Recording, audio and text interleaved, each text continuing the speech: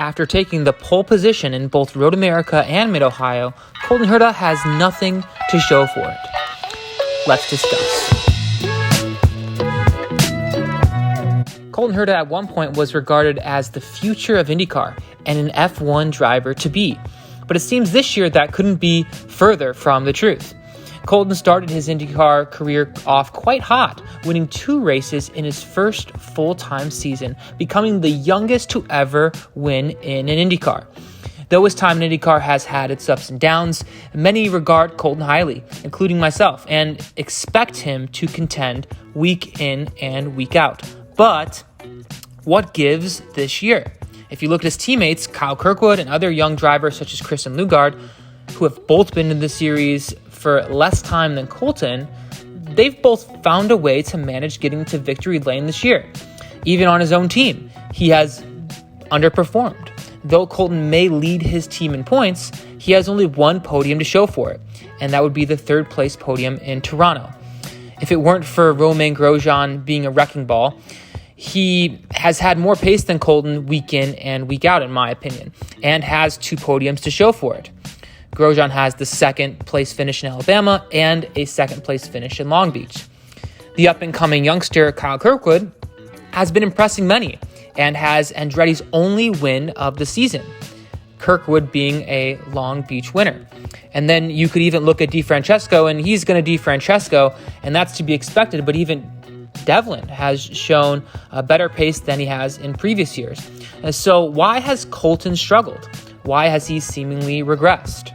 Well, in the past, one could point to him tending to be overly aggressive on his tires and fuel, or generally lacking patience, which does have some relevance in this season. But truthfully, Andretti has let Colton down a ton this year. There have been weekends he just simply has not had pace, and the weekends he has had pace, they have found a way to mess it up. For instance, let's look at his 2 poles and most recent race as well. So let's firstly look at Road America. And this is a weekend where one of the first weekends of the year where I've really felt that Colton had a very dominant car. And from the beginning of the weekend, you could say that, wow, his car should contend for a win come Sunday. And he ended up getting the pole position, had a lot of pace in qualifying, and even come race time and race day, he had pace as well. And for a majority of the race, it seemed that Colton was going to run away with it, not without a fight from Alex Palou and others, but at the same time, you figured that Colton would at least finish 1st, 2nd, or maybe even 3rd, right? But towards that last pit stop, he ended up being short on fuel. And so it was kind of a poor strategy, poor execution there by the team. And his last stint, he had to be in major fuel-safe mode just to make it to the end of the race. And we didn't see other people that were running towards the front of the race make the same mistake. And so he ended up finishing 5th because of this, and that's just one instance in which he botched his opportunity. Next, we have Mid-Ohio, and this is another race in which he got the pole position, another opportunity to run at the front of the field and hopefully finish on podium, hopefully get his first win of the season. And after Road America, you could tell that there might be some frustration there, and he wants it really bad, especially after his teammate has already gathered a win himself. And so he ended up doing pretty well throughout the race. And then again, it came to a pit stop in which Colton got loose and he was going a little bit too fast. And allegedly, his speed tracker for the pits was not working properly. And so he had a speed violation, and that caused a penalty, which drew him to finish 11th in the race. So from pole position to 11th at Mid-Ohio. The second instance of him botching a race this year. And after those 2 more recent happenings, I have to give credit where credit's due. He had a brilliant drive in Toronto just a week or so back. He started 14th, and he was able to finish on podium. And Toronto is a very rigorous track. It's not easy on the drivers by any means, and so I have to give credit where credit's due. He had a fantastic drive in Toronto. However, even if you look at other points in the season where he didn't get pole, such as St. Petersburg, way back in the beginning of the season, he started second and finished 20th. And that was because he got into the tire barrier, kind of was in the wrong place at the wrong time. And so you could look at all these things together and just say you can't really blame it on one person. It's not necessarily all Colton's fault, but it's not all the team's fault. But really, in this series, it's more competitive than ever. And when you have a chance to win a race and compete towards the front of the grid, you have to make the most of it. And so what are the implications for this slump? Because we recognize there is some sort of slump for Colton in his fifth year in IndyCar. And what are the implications of this? And so, well, for Colton, it's put the nail in the coffin for him getting an F1 ride outside of Andretti creating their own team. AlphaTauri was once a possibility, and really he was a highly coveted driver in the F1 paddock for a short period of time. Of course, the super license thing was a hurdle that did not end up getting over, but here's the latest from that. Really, AlphaTauri's team captain saying, we don't want you, and there are better drivers available, i.e. Alex Palou. For Andretti, a team that is well-known, has money, has influence in the series.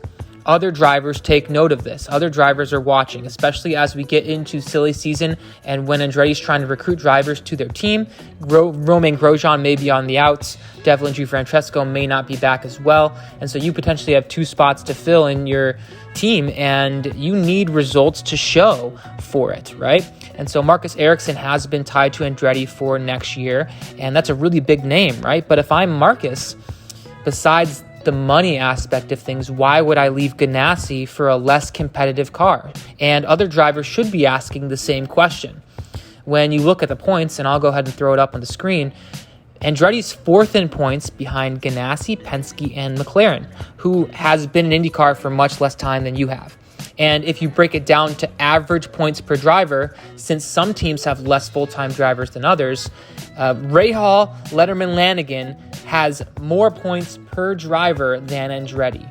They have 195 points per driver, and Andretti has an average of 181 points per driver. And so with small teams like Juncos and Ed Carpenter, not far behind as well. So if you're Andretti, you're a historic team, you have money, you have influence in the series, you got to step up your game, man.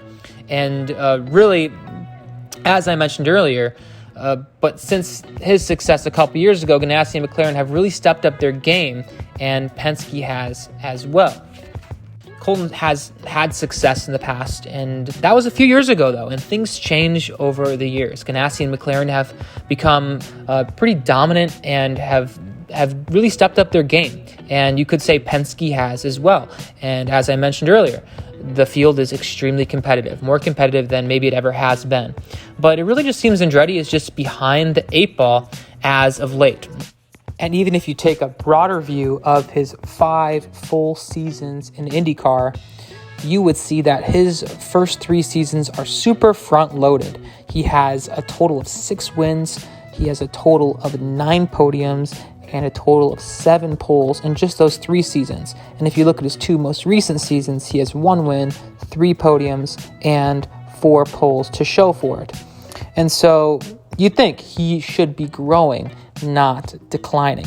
And so you could maybe point to him changing strategists. He was with his dad and then moved off of that this most recent year. And I don't know, has that maybe had a negative influence on him this year at all? Maybe it's a factor, but he was with his dad last year and he still did not see the same success he did in prior years. And, really our hope for Colton is to be able to find and rekindle this talent that we all know he has. With Nashville, Indy GP, and Laguna Seca remaining on the schedule, one might hope that the best is yet to come for Colton in 2023. But what do you guys think? Should we be concerned about Colton Herta, or has he just had a stroke of bad luck? Let me know in the comments below. And if you enjoyed the video, please like and subscribe and help me get to 100 subscribers. Have a great week. I'll talk to you guys later. Peace.